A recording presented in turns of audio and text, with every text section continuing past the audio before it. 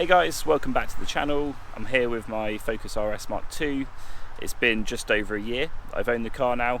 Can't believe it's been that long, but here we are. I've done, I think, just over 3,000 miles in the car. So I thought it was a really good opportunity to take you guys out in it again, sort of reflect on the last year, things that have gone wrong, things that I've kind of upgraded or changed on the car, and future plans for the car really. And did I regret my decision? Am I still enjoying it? All that kind of stuff. So yeah, here we go. Let me take you out and see what you think.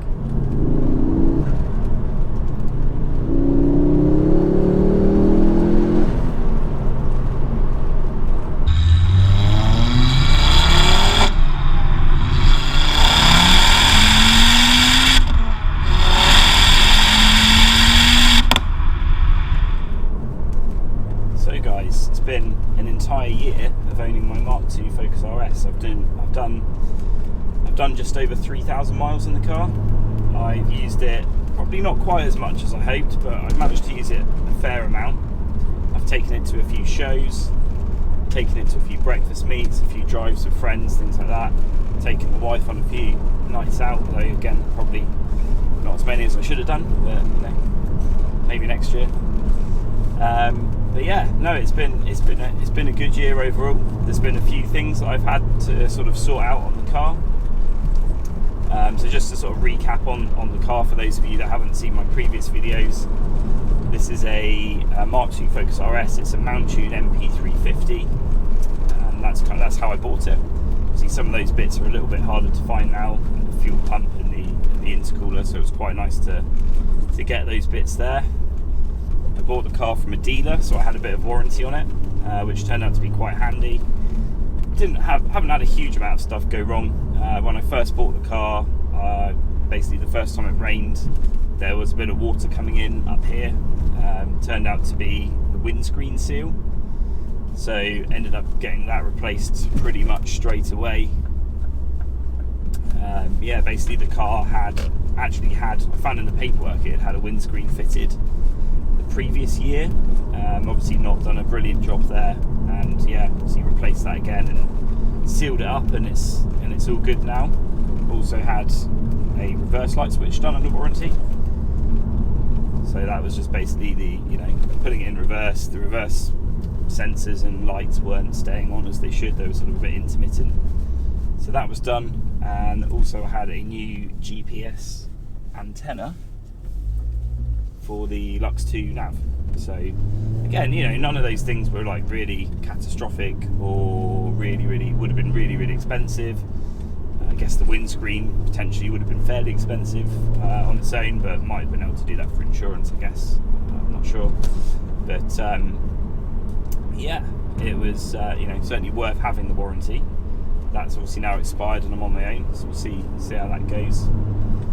In terms of other things that have gone wrong, I had the usual Focus Mark II bonnet latch go. Unfortunately, I've done another video on my repair on that, although I'm now looking to ultimately, for the long term, replace that with a Mondeo latch upgrade kit, so like a proper bonnet release. Might do a video on that at some point. That's going to be coming soon. Oh yeah, and I also had the dreaded cluster fault as well, so that was fun. I was getting all kinds of like crazy things happening with the gauges. The car was driving and starting fine, but the gauges were doing weird things. Actually no, it was kind of intermittent with its keyless start. So yeah, that was good fun. I managed to, and that wasn't covered under my warranty, which is pretty annoying. But I managed to find somebody locally that would repair it for me for 85 quid, so not too bad, and fingers crossed it's been absolutely spot on since. I've had no bother really with that now. In terms of upgrades and things like that, most of my kind of work so far over the year has been looking to sort of tidy the car up really, and kind of return it to, probably not as new, but as close to that as I can get for a 12-year-old Ford at the moment, within a reasonable budget. So I've been looking at things like, I've done the front brakes, so painted up all the calipers. I've done the RS 500 style calipers on the front.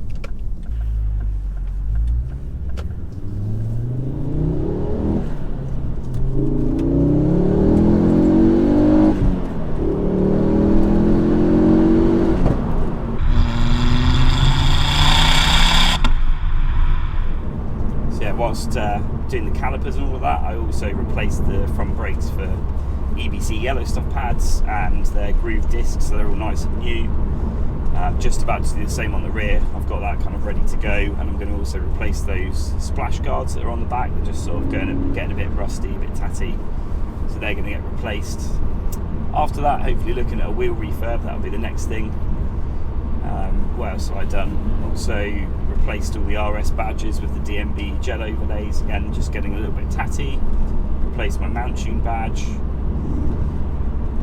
Polished it, done a few bit, tried to get the paintwork up into sort of nice condition. Oh, that was the other thing. Early on, I also had the problem with the headlights, which seems to be common on the Mark IIs.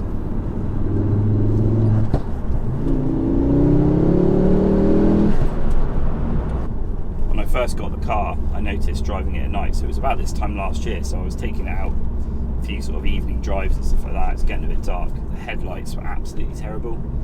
Now, I'd had a Mark II Focus ST previously with the same headlights, the facelift and everything, and I thought at the time, this is going back a few years ago, that they were really good, they were really bright, they were like the best headlights I'd had. And I got in this and I was like, these are not what I remember. So again, turns out there's a common fault with these being a Ford and silly problems. There was basically like the reflector lenses inside the headlights kind of burn out and deteriorate over time. Basically, your options were you either buy new headlights from Ford, which are about £1,000 for a pair, give or take, or you can basically replace the reflector lenses and the projectors inside the light. There's a company in the Netherlands that was supplying them. I'll have to look them up. Can't remember the name, but yeah, basically I ended up doing that. I had to cut into the bottom of the headlight. I followed the guide that Car Focus had put up on YouTube. And yeah, did a really good job. I also put 6000K bulbs in there as well, and yeah, ended up doing a really nice job. They're nice and bright now, sealed it all up nicely, and it's underneath the headlights, so you can't see anything. Yeah, really happy with it. Back to how I remember them being, which is really nice. It's literally borderline dangerous driving this thing at night, I swear. Yeah, other than that, what else have I done? I bought a Mountune open filter just to go in I already had the Mountune airbox, but just put the sort of open end filter on there, which gives a little bit more kind of induction noise, and that's quite good fun.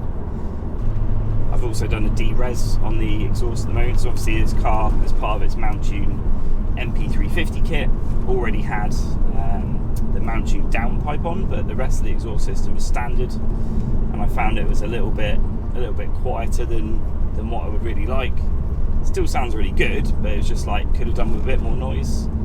Ultimately, I think I would like to change the system for a full Miltech, but for now, sort of on a budget, I decided to, until I'm ready to do that, I decided to just put a D-res basically on the standard system. And do you know what? I'm really happy with it. It cost me £100 to have a garage do it, so in the grand scheme of things, really not that bad. And it sounds, basically fairly similar to just having a kind of ordinary aftermarket catback, nothing too special. But for the money, yeah, absolutely fantastic. Really pleased with it. Hopefully you guys can sort of get a feel for how it sounds on the video. I did stick a camera out the back, so see what that comes out like.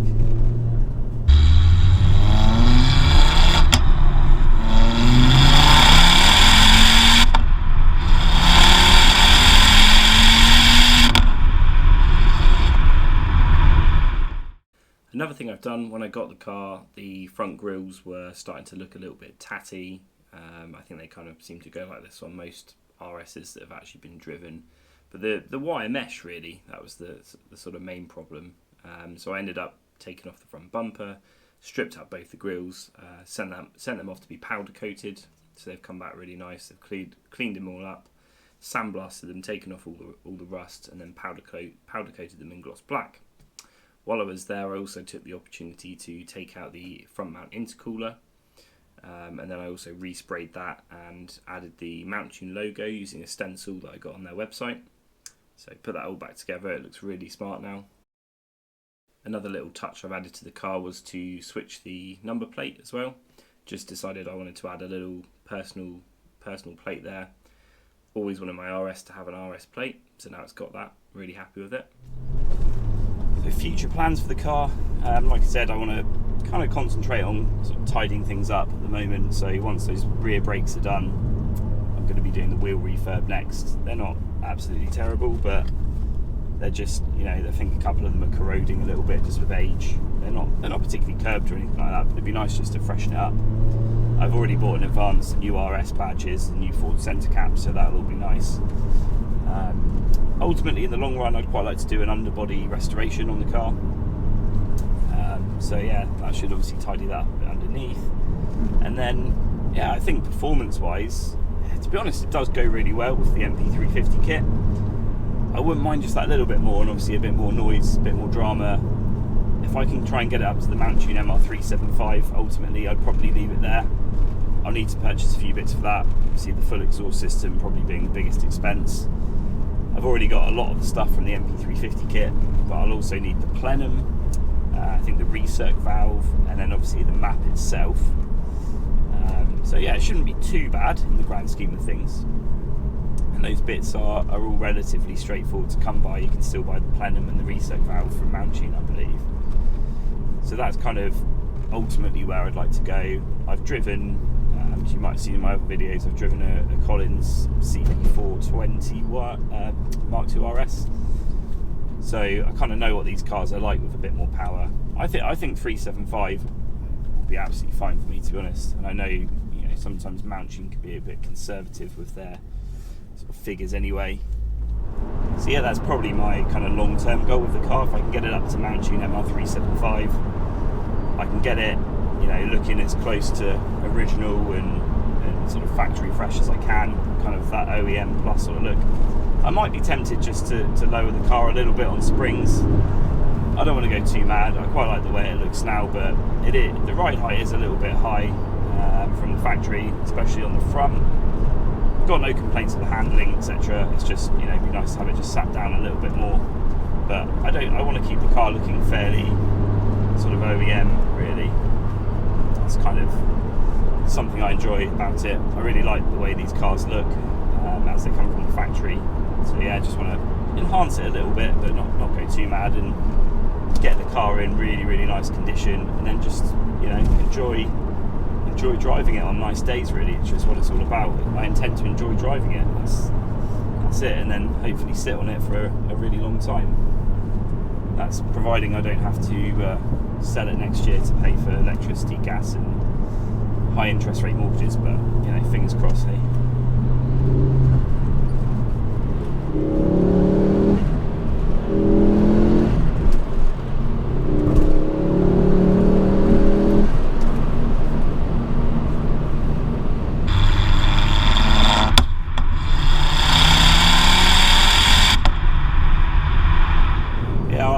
After a year, I can safely say that I still love the car. It's every time I get in it still puts a smile on my face. The noise when I start the thing up on a cold start in the garage, it's just awesome. I certainly don't regret buying the car at all. It's been a car that I've always wanted to own. If it came to it and I had to sell it, at least I can say I've owned it. That's clearly not the plan though. My plans for this are definitely long term in an ideal world. But see how things go next year. But yeah, it just it still feels like a real event every time I get in this. I think the fact that I don't drive it daily makes it all that more special as well. It's not a car I'd really want to daily, just I'd be worried about parking it, and obviously fuel consumption's not brilliant. To be fair though, on a run, on going out in evenings and stuff without traffic, it's not that bad. It's just if you were to sit in stop-start traffic, it would probably be terrible. I'm averaging about 27 out of it, and that's giving it some stick on B roads as well. So yeah, I hope you guys really enjoyed the video. It's been great to sort of catch up and reflect on the last year of owning the car. If you enjoyed the video, please don't forget to like, comment and subscribe. I really appreciate it. Enjoy reading your comments. And yeah, hoping to bring you guys a bit more content on the Focus RS in the near future. And also a few other cars that I get the opportunity to drive here and there. So yeah, it's been fun. I'll catch you guys in the next one.